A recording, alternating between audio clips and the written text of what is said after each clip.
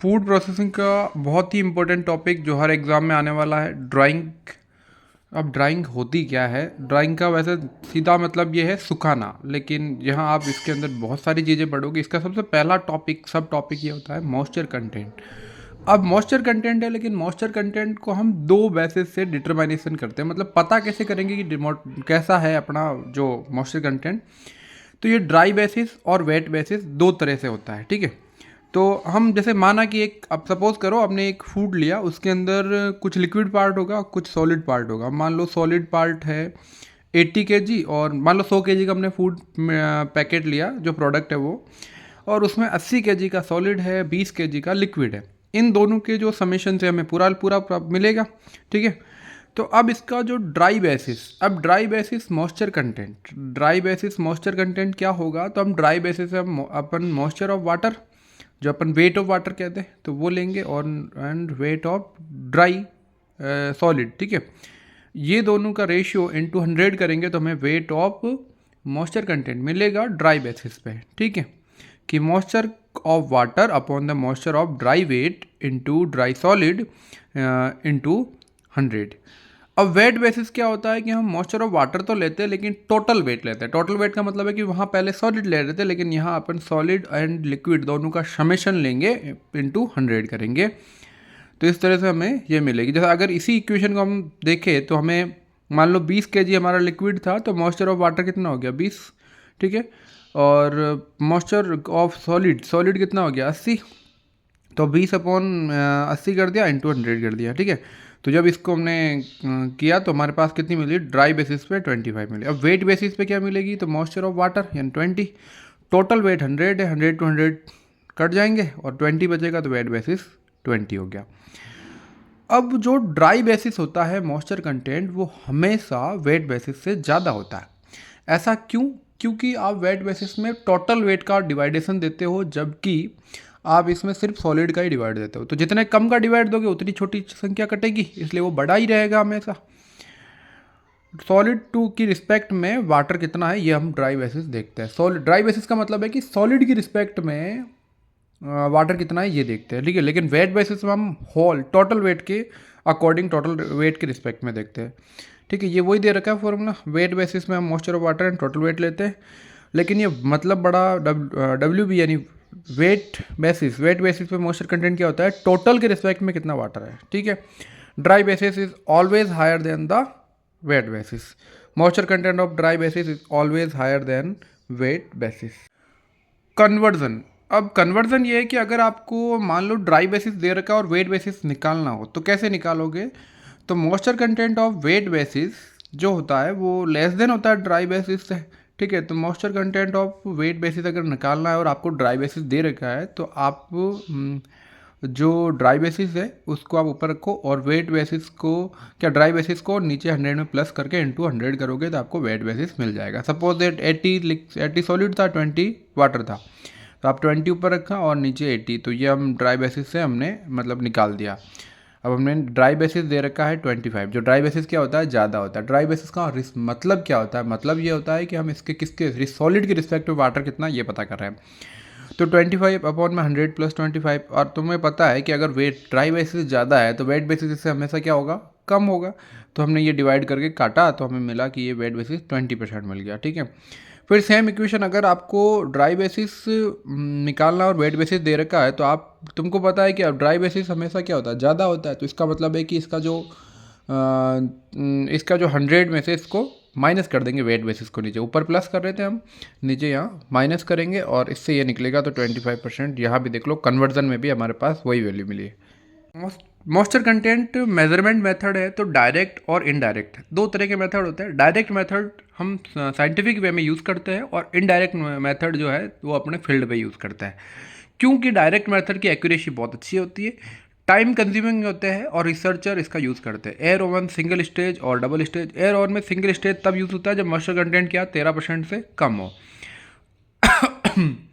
और double stage में moisture content 13% से ज़्यादा हो। वैक्यूम ओवन होता है, बैरल डोवन डिस्टिलेशन, ऑफिशियल इंफ्रारेड मेथड। ये 4 मेथड इसके होते हैं डायरेक्ट के। अब इनडायरेक्ट में देखो तो हम किसी फैक्टर के थ्रू अपन क्या पता करते हैं?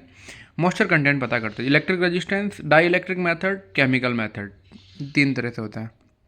अब सबसे पहले देखते हैं एयर ओवन क्या होता है। तो एयर ओवन में सिंगल स्टेज, मॉइस्चर कंटेंट 13% से कम या इसके बराबर हो तो हम एयर ओवन में सिंगल स्टेज का यूज करते हैं। टेम्परेचर इसमें 130 डिग्री प्लस माइनस 2 डिग्री रहता है। 1 से 2 घंटे का प्रोसेस है। 2 से 3 ग्राम इसमें यूज़ किया जाता है ग्रेन को। डबल स्टेज में मॉइस्चर कंटेंट 13% से ज़्यादा होता है। 25 से 30 ग्राम इसमें वैल्यू ली जाती है, यानी कि उससे बहुत ज़्यादा है, उसके कंपेरिजन में बहुत ज़्यादा वैल्यू ली। टाइम इसमें 130 क्या जो टाइम का टेम्परेचर इसमें 130 डिग्री प्लस माइनस होता है। 14 से 16 घंटे का यूज़ किया जाता है। इसमें एक और है वैक्यूम ओवन। वैक्यूम ओवन में हम 25 mm की थिकनेस होती है उसमें एक, और 2 से 3 ग्राम इसमें यूज़ होता है। देखो सबसे कम सिंगल स्टेज में, फिर वैक्यूम ओवन में, फिर आपके डबल स्टेज में, ठीक है। 100 प्लस माइनस 2 डिग्री सेंटीग्रेड होता है। 72 से 96 डिग्री 96 घंटे लगते हैं, यानी कि इसमें सबसे ज़्यादा टाइम है। देखो इसमें देख लो अप्रोक्सीमेटली, ये देख लो 4 दिन लग गए, 4 से 5 दिन लग जाते हैं। इसमें आपके लग जाते हैं एक दिन, यानी कि आधे से पौन दिन लगता है, ठीक है।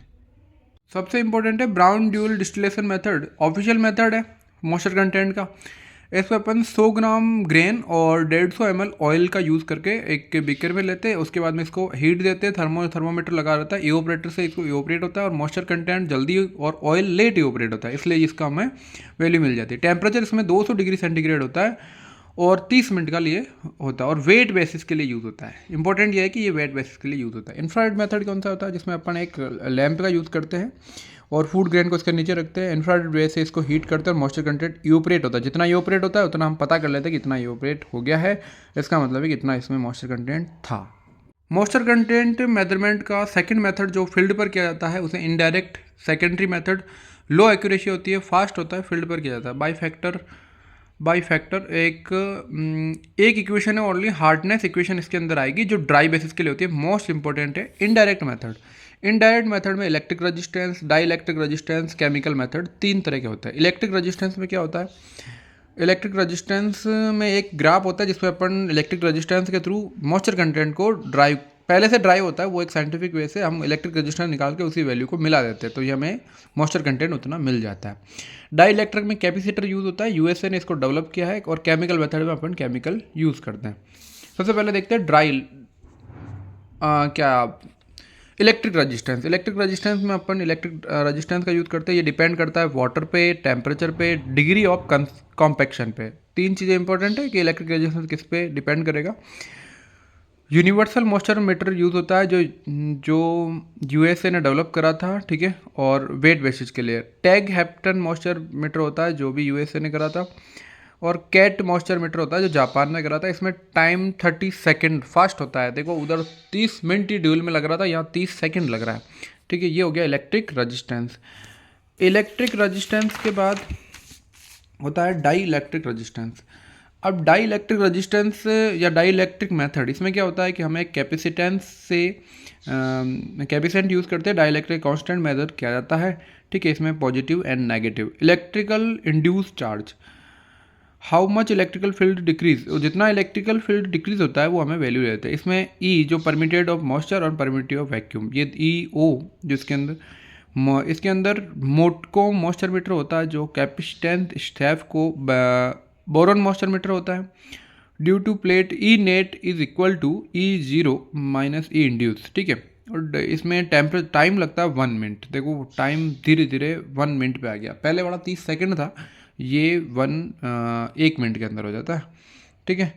No current but electric field. Chemical method होता है, केमिकल मेथड के अंदर अपन कैल्शियम क्लोराइड और कैल्शियम कार्बाइड, ये 2 सब्सटेंस यूज़ करते हैं। इनको H2 जो फूड ग्रेन होता है उसके अंदर H2 से रिएक्शन कर देते हैं और मॉइस्चर कंटेंट को ड्राइव कर लेते हैं, पता कर लेते हैं, ठीक है, कि कितना इवोपरेट हुआ है या कितना बाहर निकला है।